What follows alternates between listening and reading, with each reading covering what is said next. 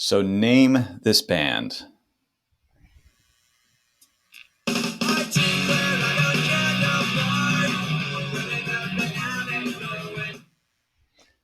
That song makes me smile. If you guessed Green Day, you're 100% correct. That song is off an album called Dookie. And I remember when that album hit, and I picked it up in 1994, and I became a huge fan of it. And there's something interesting about that album. There's a song on it called Welcome to Paradise. And that song was one of the many hits on that album. It reached number 56 on the Billboard charts. The interesting thing about that song is that it was actually on the previous album that was released 3 years prior.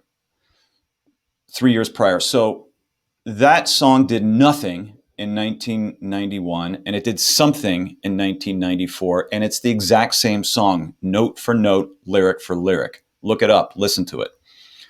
And so this is, like, what happened? What changed? Why did the song do nothing and then did something? It's the same material. Well, it's a lesson for us here as brand builders, because when you have a breakout, people are orienting themselves to you in a different way. And their world changed when that happened. Their content was still great, even though some people knew about it, but not the masses. And the thing is, you have great material right now. It's just you haven't had your breakout. So there's 3 things that we can learn from. Luck and timing have a lot to do with it. Let's just say that. But there's 3 things that Green Day did, whether they knew it or not, that helped them have this breakout.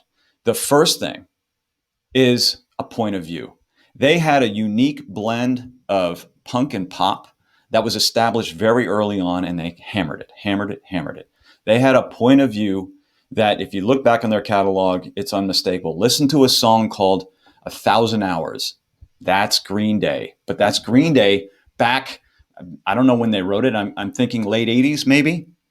Okay, so point of view. Second is encouragement. They cultivated a fan base of people that just said, hey, keep going, guys. You're onto something here.